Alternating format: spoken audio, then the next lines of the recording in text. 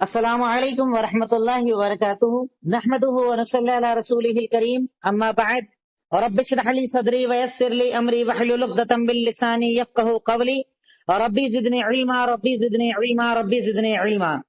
الحمدللہ آج ہماری دعوت و تبلیغ کی کلاس نمبر 24 ہے، جس کے اندر ٹاپک ہمارا چل رہا ہے رسولوں پر ایمان۔ اس ٹاپک کا آج کا جو ہمارا حصہ رہے گا وہ ہے اللہ کے نبی کے حقوق۔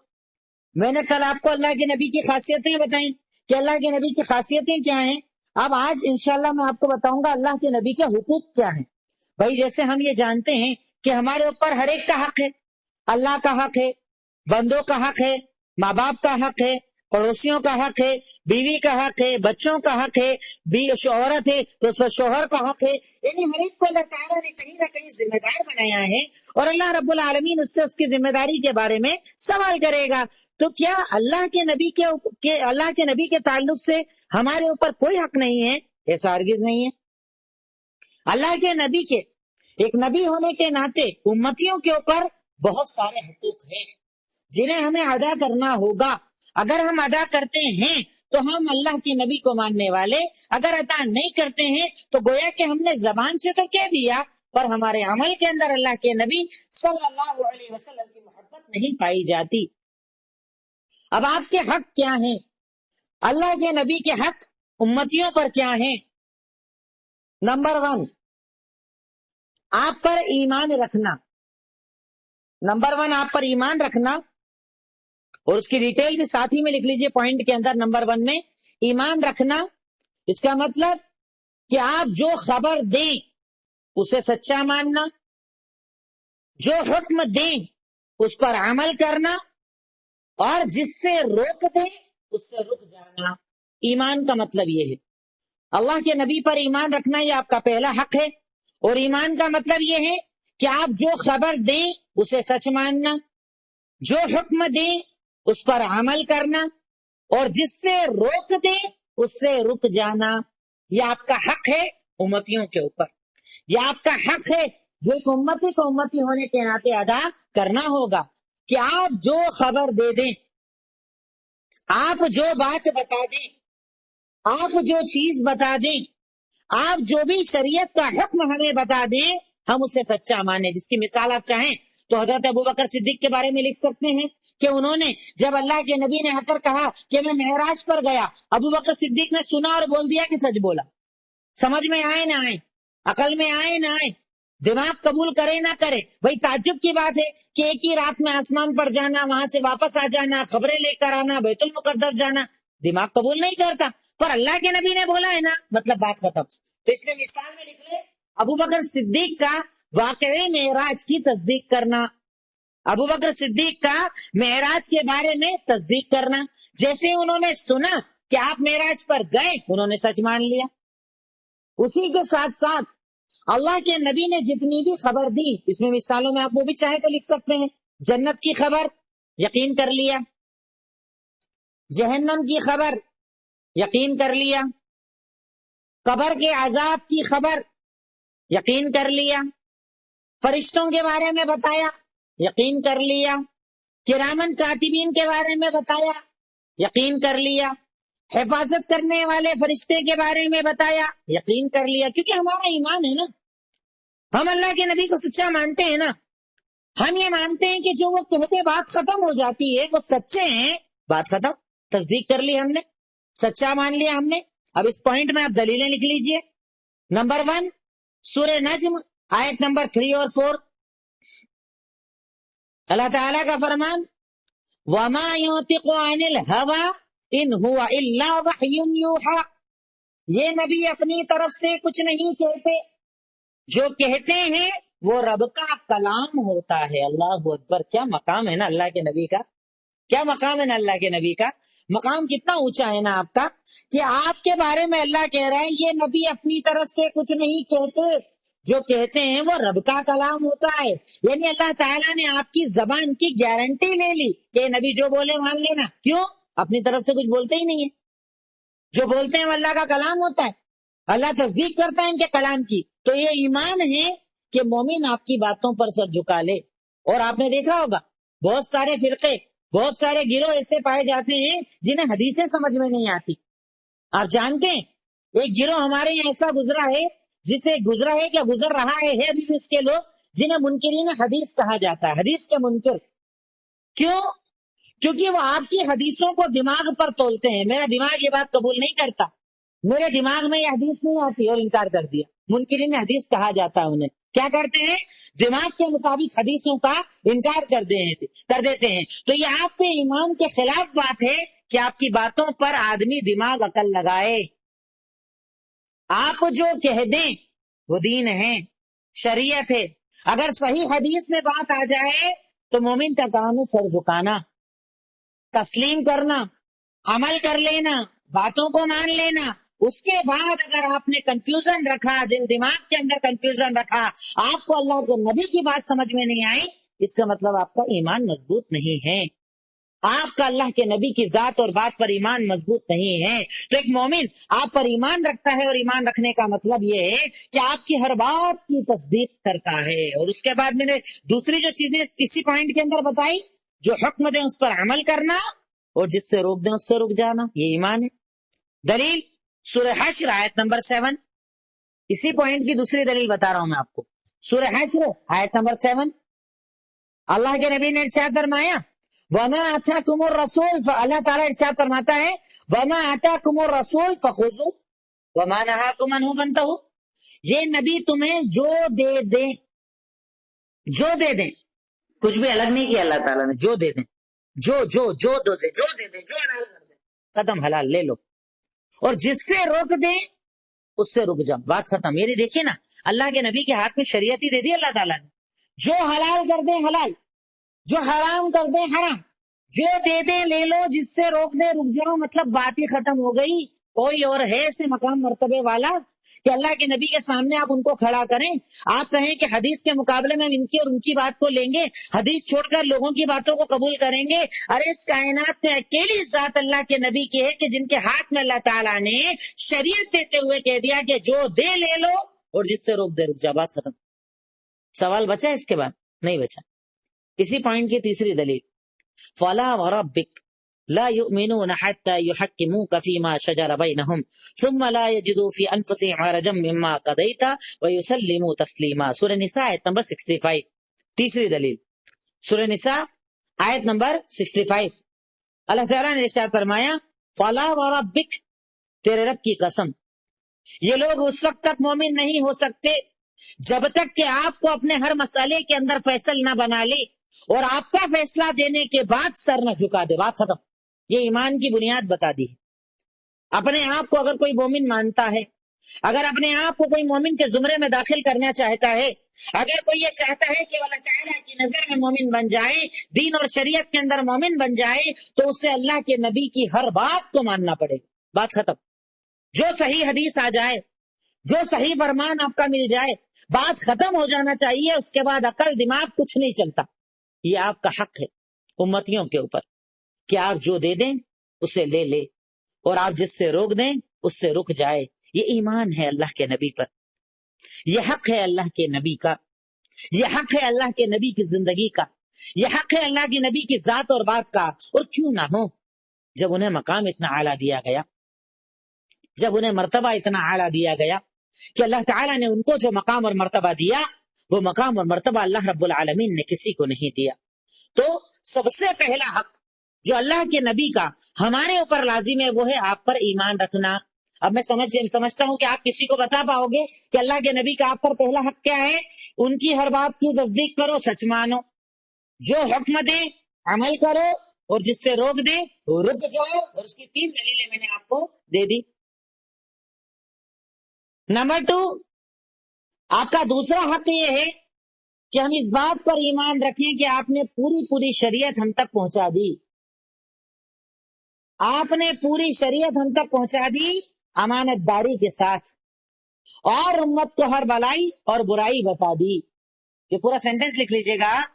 اس بات پر دوسرا حق یہ ہے کہ اس بات پر ایمان رکھا جائے کہ اللہ کے نبی نے پوری شریعت ہم تک پہنچا دی امانت داری کے ساتھ، امت کو ہر بھلائی اور برائی بتا دی. آپ جیسے چاہیں سینٹنس کو لکھ سکتے ہیں، اپنے الفاظ میں بھی لکھ سکتے ہیں، اس بات پر ایمان کہ اللہ کے نبی صلی اللہ علیہ وسلم نے پوری شریعت ہم تک پہنچا دی امانت داری کے ساتھ، امت کو ہر بھلائی اور برائی بتا دی، یعنی کچھ نہیں چھپایا آپ نے۔ کیونکہ جب میں یہ حقوق کی بات پوری کر لوں گا نا، اس کے بعد میں آپ کے سامنے بدعت کی بات کروں گا، کیونکہ جب اللہ کے نبی کے حق کی بات ہوگی تو آپ کے حق کے خلاف ورزی کی بھی بات ہوگی، اس کے اندر آئے گی بدعت، اس کے اندر آتا ہے تقلید، یہ سارے موضوعات انشاءاللہ اس کے بعد آپ کے سامنے آئیں گے۔ کیونکہ اگر کوئی آدمی یہ مانتا ہے کہ اللہ کے نبی نے پورا دین پہنچا دیا تو بدعت کی گنجائش ہی نہیں بچی۔ پھر بھائی اللہ کے نبی نے جتنی نماز بتا دی کافی، جتنے روزے بتا دیے کافی، جتنا رات جاگنا بتا دیا کافی، اب اس کے بعد نیا روزہ، نئی رات جاگنا، نئی عبادت کو داخل کرنا بدعت ہے، کیونکہ یہ بدعت کرنے والا ایک طریقے سے یہ الزام لگاتا ہے کہ اللہ کے نبی نے یہ عبادت نہیں بتائی اور یہ اسے بعد میں پتا چلی، نعوذ باللہ من ذالک۔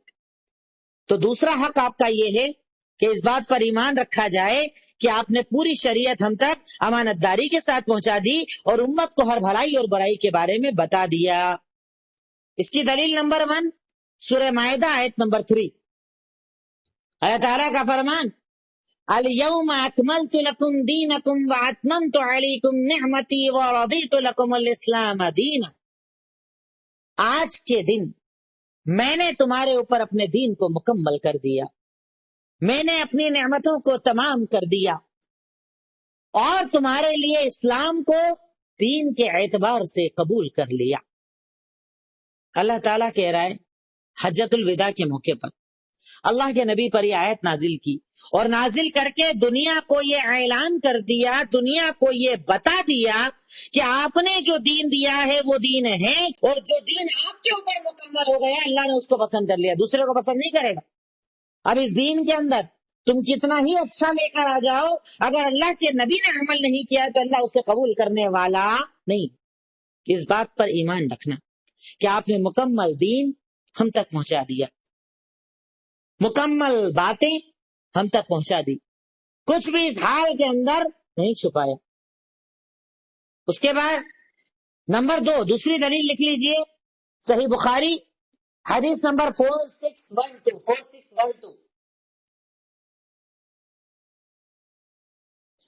حضرت عائشہ صدیقہ کہتی ہیں کہ اللہ کے نبی نے ارشاد فرمایا کہ اگر تم میں سے کوئی آدمی یہ گمان کرتا ہے کہ ان محمد کتم شیئا مما انزل اللہ علیہ، اگر تم میں سے کوئی انسان یہ گمان کرتا ہے کہ محمد الرسول اللہ نے دین میں کچھ چیزوں کو چھپا لیا تو وہ قرآن کا انکار کرتا ہے، کیونکہ قرآن میں اللہ کہتا ہے یا ایھا الرسول بلغ ما انزل الیک من ربک، اے نبی اللہ نے آپ پر جو بھی نازل کیا ہے لوگوں تک پہنچا دیے۔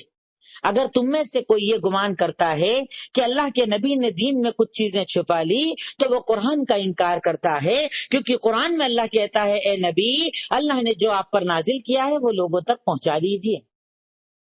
اب یہ کہنا کہ یہ نماز، یہ روزہ، یہ الگ سے عبادتیں، یہ رات جاگنا، اس طریقے سے تسبیح پڑھنا، اس طریقے سے دعائیں پڑھنا اللہ کے نبی نے نہیں بتائی، اگر کوئی اسے نہیں بتائی ہوئی بتا کے بتاتا ہے تو گویا کہ وہ یہ بول رہا ہے کہ اللہ کے نبی نے نعوذ باللہ دین کو چھپا لیا۔ کتنا بڑا الزام ہے اللہ کے نبی کی ذات پر، کتنا بڑا الزام ہے اللہ کے نبی کی محنتوں پر، کتنا بڑا الزام ہے اللہ کے نبی کی ان محنتوں پر کہ آپ نے بھوکے رہ کر، آپ نے پیاسے رہ کر، آپ نے گالیاں کھا کر، آپ نے جنگیں کر کے ہم تک دین پہنچایا، اور ایک بدعت کرنے والا آپ پر الزام لگاتا ہے کہ آپ نے دین پورا نہیں پہنچایا۔ کتنی بڑا الزام، کتنی بڑی بات۔ انشاءاللہ اس کی ڈیٹیل میں بدعت کے باب میں اور زیادہ آپ کے سامنے رکھوں گا، پر آپ دوسرا حق یاد رکھیے اللہ کے نبی کا کہ آپ پر ہم یہ ایمان رکھیں کہ آپ نے پوری شریعت ہم کو بتا دی، ہر بات ہم کو بتا دی، کچھ ہم سے نہیں چھپایا، ہر چیز امانت کے ساتھ آپ نے ہم تک پہنچا دی۔ اس بات پر ایمان رکھنا ایک مومن کا اللہ کے نبی کے اوپر یہ حق ہے۔ نمبر 3 اس بات پر ایمان کہ اللہ کے نبی معصوم عن الخطا تھے، اس بات پر ایمان کہ اللہ کے نبی معصوم عن الخطا تھے۔ یہ اللہ کے نبی کے جو حقوق ہمارے اوپر ہیں یہ اس کا تیسرا حق ہے کہ اللہ کے نبی معصوم عن الخطا تھے، خطاؤں سے پاک تھے۔ اس کی دلیل سورہ حاقہ آیت نمبر 44 سے 47 اللہ تعالیٰ کا فرمان وَلَوْ تَقَوَّلَ عَلَيْنَا بَعْضَ الْأَقَاوِيلِ لَأَخَذْنَا مِنْهُ بِالْيَمِينِ ثُمَّ لَقَطَعْنَا مِنْهُ الْوَتِينَ کہ اگر یہ نبی ہمارے اوپر کچھ جھوٹ بولیں گے نا تو ہم انہیں پکڑ لیں گے اور ان کی شہرت کو کاٹ دیں گے. اللہ تعالیٰ کتنی سخت بات بول رہا ہے. یعنی اللہ تعالیٰ اس آیت کے اندر گارنٹی دے رہا ہے کہ نبی خطا کر ہی نہیں سکتے. یہ نبی غلطیوں سے پاک ہیں, یہ نبی خطاؤں سے پاک ہیں. دین کے اندر, شریعت کے اندر, حلال حرام کے اندر یہ غلطی کر ہی نہیں سکتے. کیوں؟ کیونکہ اللہ تعالیٰ گارنٹی لے رہا ہے کہ اگر یہ ہمارے بارے میں کچھ جھوٹ بولیں, غلط بولیں, تو ہم انہیں پکڑ لیں گے اور ان کی شہرت کو کاٹ دیں گے. قرآن کا ترجمہ آپ چاہیں تو قرآن سے ڈائریکٹ لکھ لیجئے گا, زیادہ بہتر رہے گا. پہلی دلیل نمبر 2 سنن ابو داؤد حدیث نمبر 3646. سنن ابو داؤد حدیث نمبر 3646 اللہ کے نبی کا فرمان فَوَالَّذِي نَفْسِي بِيَدِهِ مَا خَرَجَ مِنِّي إِلَّا حَقًّا قسم ہے اس رب کی جس کے قبضے قدرت میں میری جان ہے, میری زبان سے سچ کے سوا کچھ نہیں نکلتا. یعنی غلط, خطا یہ تو نکل ہی نہیں سکتا میری زبان سے. Confirm, guarantee. قسم ہے اس رب کی جس کے قبضے قدرت میں میری جان ہے, اس زبان سے حق کے سوا کچھ نہیں نکلتا. کتنی بڑی بات ہے نا, کتنی بڑی گارنٹی ہے نا. ہمارے علماء, ہمارے اولیاء, ہمارے امام, ہمارے مفتی, ہمارے مولوی, ہمارے حفاظ, ہمارے بڑے پہنچے ہوئے پیر لوگ, بتائیے اس کائنات کے اندر کسی کے پاس یہ مقام ہے کہ اللہ رب العالمین ان کے بارے میں یہ کہہ دے کہ وہ معصوم عن الخطا ہے؟ یہ اکیلی ذات ہے محمد الرسول اللہ صلی اللہ علیہ وسلم کی ذات, کہ جن کے بارے میں رب کائنات رب ذوالجلال والاکرام نے یہ گارنٹی لے لی کہ یہ نبی جو کہتے ہیں اللہ کی طرف سے ہوتا ہے, خطا ان سے نہیں ہوتی, غلطی ان سے نہیں ہوتی. پر ایک سوال یہاں پر پیدا ہوتا ہے, بھائی ہم نے جب سیرت کو پڑھا تو ہم نے تو آپ کی کچھ غلطیاں بھی پتہ چلی. جیسے آپ نے سورہ تحریم, مثال چاہے تو آپ لکھ لیں. ایک سوال پہلے تو آپ لکھیں کہ اگر اللہ کے نبی سے آپ کہتے ہیں غلطی نہیں ہوئی تو اللہ کے نبی کی غلطیوں کا تو ذکر قرآن میں ہے. پھر کیا جواب دیں گے اس کا؟ تو اس کا جواب آپ یہ دیں گے کہ اگر اللہ کے نبی سے کبھی کوئی غلطی ہو بھی جاتی تھی تو اللہ اس غلطی پر آپ کو باقی نہیں رکھتا تھا, فوراً رہنمائی کر دیتا تھا. معصوم عن الخطا کا مطلب آپ سمجھ رہے ہیں؟ معصوم عن الخطا کا مطلب یہ کہ پہلے تو غلطی ہوگی ہی نہیں, اور اگر ہو جائے بفرض محال, اگر غلطی ہو جائے تو اللہ آپ کو اس غلطی پر باقی نہیں رکھتا, بلکہ فوراً آپ کو بتا دیتا ہے کہ آپ سے غلطی ہو گئی ہے, اس سے رجوع کر لیجئے. غلط ہو گیا ہے, اس کو چھوڑ دیجئے. اس کی مثال سورہ تحریم, مثال لکھ لیجئے گا, سورہ تحریم. کہ اللہ کے نبی کی 2 وائف نے, میں نے کل بتایا تھا نا, ایسی ایک پلاننگ کر لی. عصر کے بعد آپ کا معمول تھا, آپ ایک بیوی کے گھر جاتے تھے, شہد پیتے تھے, تھوڑی دیر رک جاتے تھے. دونوں بیویوں نے کہا اس کے بعد ٹائم ذرا زیادہ لگ رہا ہے تو کیا کریں اپن؟ کہا جب تیرے پاس آئے تو بولنا آپ کے منہ سے تو اسمیل آ رہی ہے, ایک پھول ہوتا ہے اس کی اسمیل آ رہی ہے, مطلب شہد میں اسمیل آ رہی ہے. ٹھیک ہے, میرے پاس آئیں گے, میں بھی یہی جملہ بولوں گی. اللہ کے نبی کو جب 2 لوگوں نے بولا تو آپ کو لگا بات صحیح ہے, آپ نے بولا اب میں اپنے اوپر شہد کو حرام کرتا ہوں, میں شہد نہیں پیوں گا. اب شہد حلال تھا, آپ حرام کر کے غلط کر رہے ہیں. کیسے کیسے حرام کر رہے ہیں آپ؟ اللہ تعالیٰ نے حلال کیا ہے نا. آپ صرف بیوی کے کہہ دینے پر کیا اسے حلال کر لیں گے, حرام کر لیں گے؟ تو یہ عمل غلط ہو گیا. پر کیا آپ اپنی غلطی پر باقی رہے؟ نہیں. جیسے ہی آپ سے غلطی ہوئی, رب کائنات نے قرآن کی آیتوں کو, سورہ تحریم کو نازل کر کے آپ کو یہ بتایا کہ آپ کا یہ فیصلہ کرنا غلط ہے, اور آپ نے اس فیصلے کو فوراً کینسل کر دیا, فوراً کینسل کر دیا. تو اس سے پتا چلا کہ اللہ کے نبی معصوم عن الخطا ہیں. تو معصوم عن الخطا کا مطلب یہ کہ پہلے تو آپ سے غلطی ہوگی نہیں, اور اگر ہو جائے گی تو آپ غلطی پر باقی نہیں رہو گے, اللہ تعالیٰ فوراً آپ کو آپ کی غلطی بتا دے گی. اور ایسی کئی مثالیں قرآن اور سنت کے اندر موجود ہیں. تو آپ کا تیسرا حق کہ آپ معصوم عن الخطا ہیں, آپ خطاؤں سے معصوم ہیں. نمبر 4, آپ کی اطاعت واجب ہے اور مخالفت حرام ہے. یہ بھی بہت بڑی چیز ہے. بہت بڑی چیز ہے، بہت بڑی چیز ہے عمل کرنے والوں کے لیے، اور جو بے عمل ہے انہیں کوئی فرق نہیں پڑتا۔ اللہ کے نبی کا چوتھا حق ہمارے اوپر یہ ہے کہ آپ کی اطاعت واجب ہے اور مخالفت حرام ہے۔ مطلب کیا ہوا اس کا؟ اس کا مطلب یہ ہے کہ اللہ کے نبی نے اگر آپ کو کوئی حکم دیا ہے، اب چاہے آپ کی جان جائے، مال جائے، عزت جائے، دوست جائے، تعلقات جائے، چاہے جو چلا جائے، آپ اس حکم کو چھوڑ نہیں سکتے۔ اگر اللہ کے نبی صلی اللہ علیہ وسلم نے کچھ حرام کر دیا ہے، دنیا جائے، شہرت جائے، عزت جائے، سب چلا جائے، پر آپ دنیاوی فائدے کے لیے اس حرام کو اختیار نہیں کر سکتے۔ یہ بات ختم، یہ اصول ہے۔ اور میں چاہتا ہوں کہ اس حق کو تو آپ اسپیشلی سمجھنا، کیونکہ سب سے زیادہ گڑبڑ اسی حق کے اندر پائی جاتی ہے۔ آدمی اس کو ادا نہیں کر پاتا، محبت کے دعوے گھر والوں کر لے گا، باتیں بڑی بڑی کر لے گا، دعوے بڑے بڑے کر لے گا، پر جب بات آتی ہے نا عمل کرنے کی، اچھے فیل ہو جاتے ہیں۔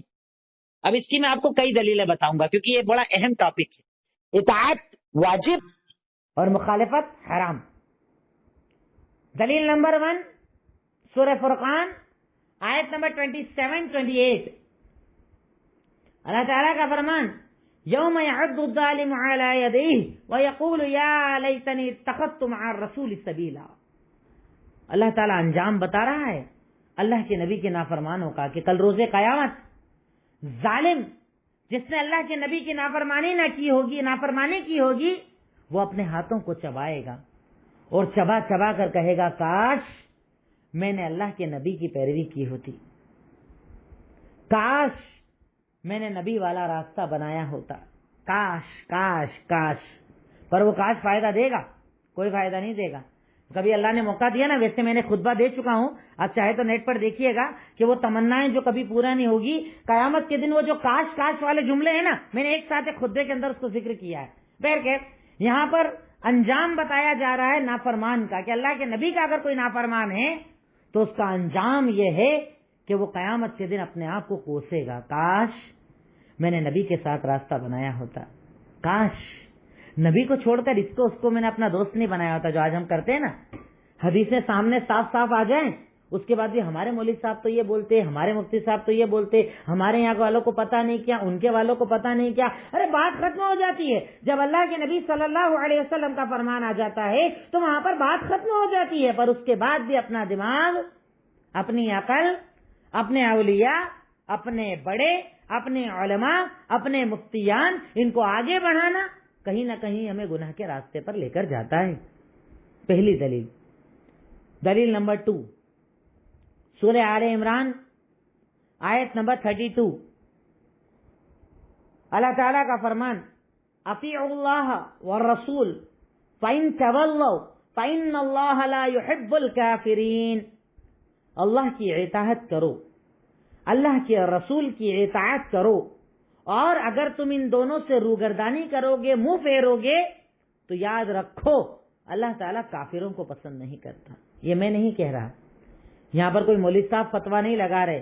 غور کرو الفاظ پر، قرآن کی آیت ہے، خود گھروں میں کھولو قرآن اور دیکھو اس آیت کو کہ رب کائنات کتنی بڑی بات کہہ رہا ہے کہ اللہ کی اطاعت کرو، اللہ کے نبی کی اطاعت کرو، یعنی یہ دو تمہیں قرآن دے دے، جو تمہیں حدیث دے دے، اس پر عمل کرو۔ اگر قرآن حدیث آنے کے بعد بھی عمل نہیں کرو گے تو اللہ تعالیٰ کافروں کو پسند نہیں کرتا۔ اللہ اکبر۔ یعنی اللہ کی نظر میں، قرآن کی نظر میں، شریعت کی نظر میں اللہ اور اس کے رسول کی نافرمانی انسان کو کفر تک لے جا سکتی ہے۔ کتنی بڑی بات ہے، کتنی بڑی بات۔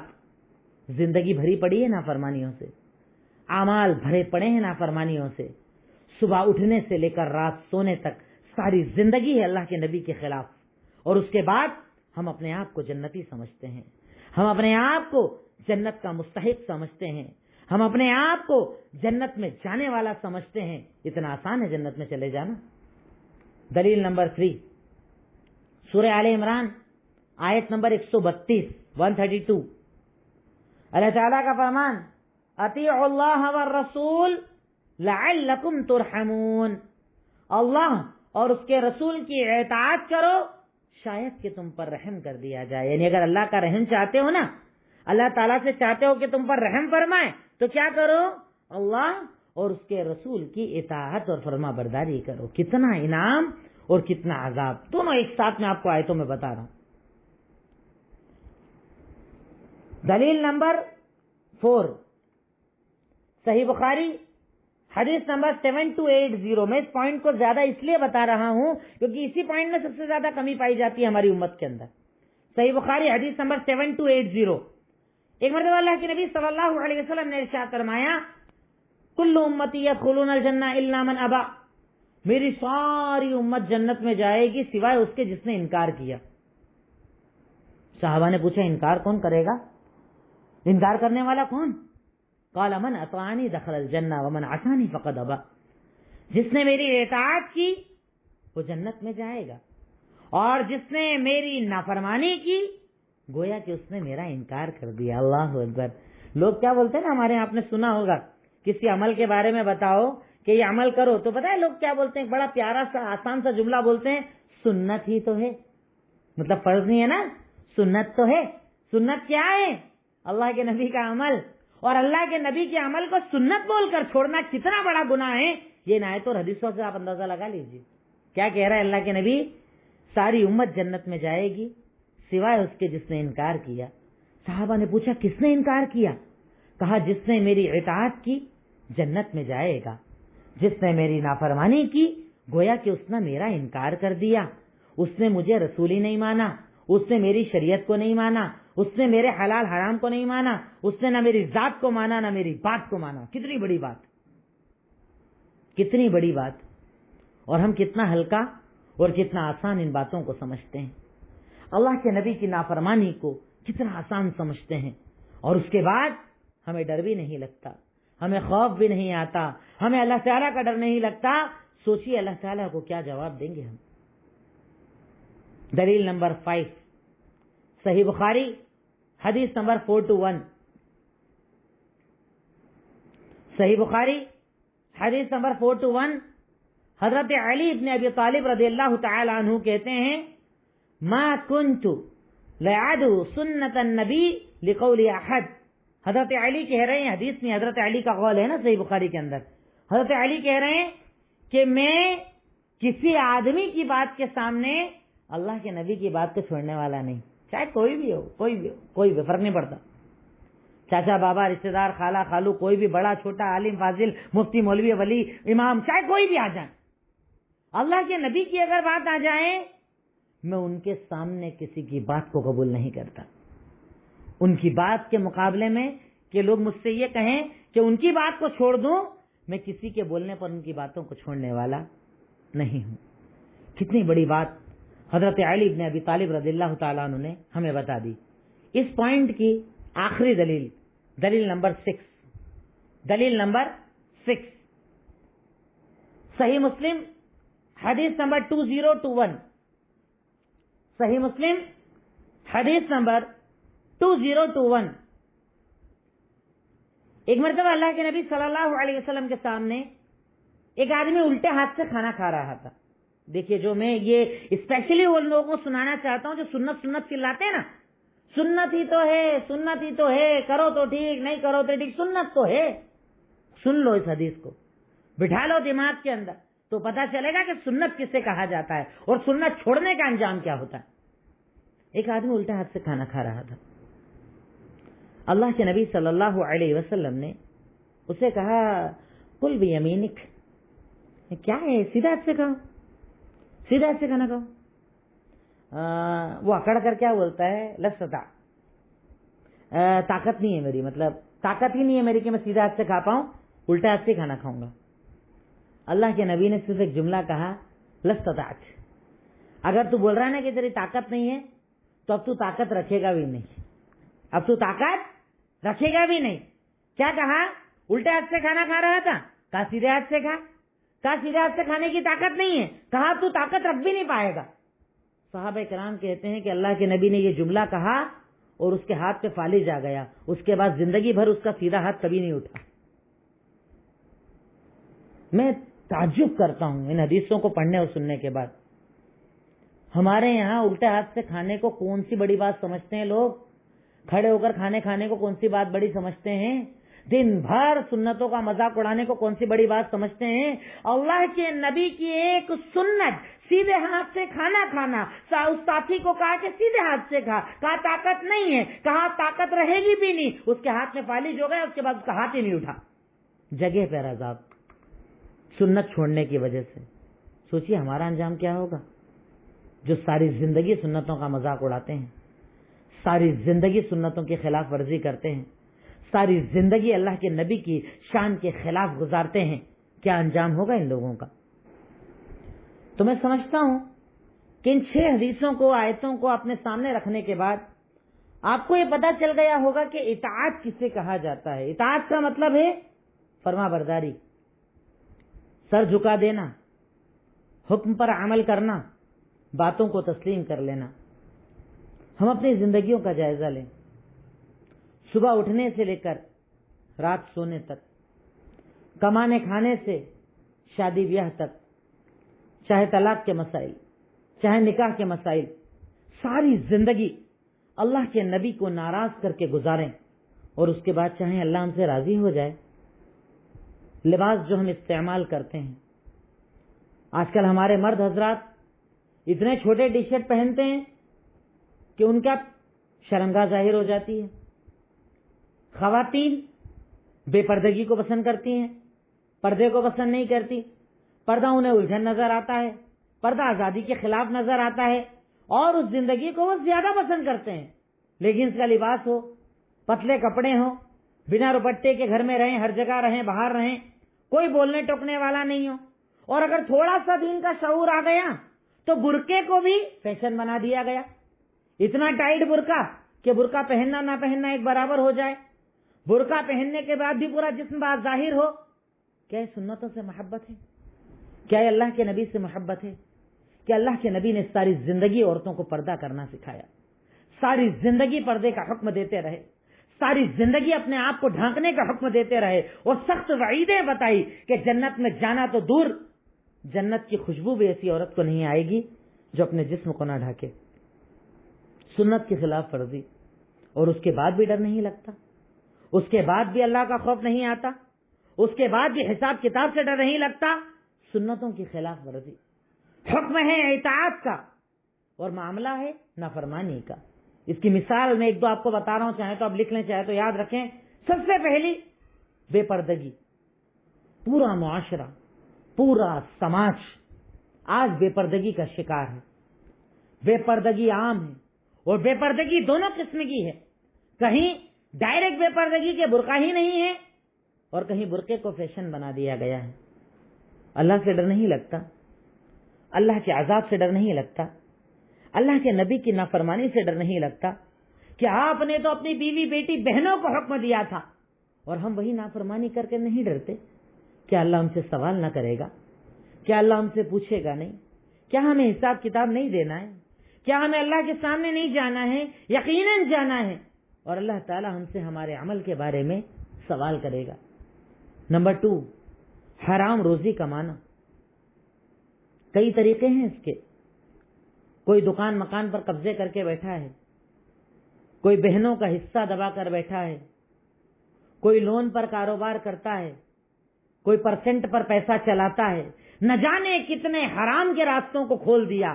دھوکہ دے کر کاروبار کرنا، لوگوں کو پریشان کرنا، مال میں جھوٹ بولنا، مال کی کمیاں نہ بتانا، حرام روزی کے جتنے ذریعے ہو سکتے ہیں اس امت نے اپنا لیے۔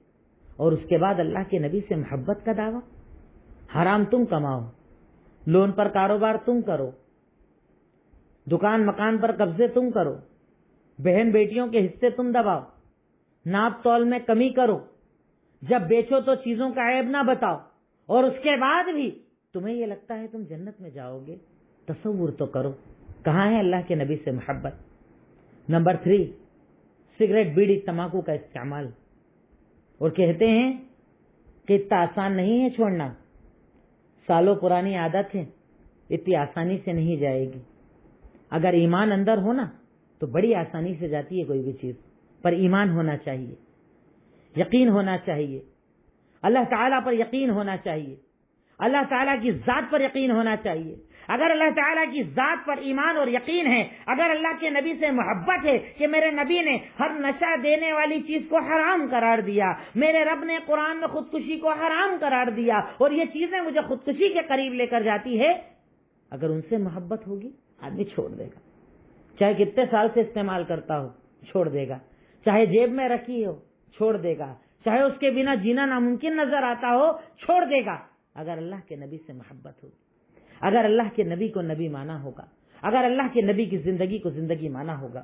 چوتھی مثال، رشتہ داریاں توڑنا۔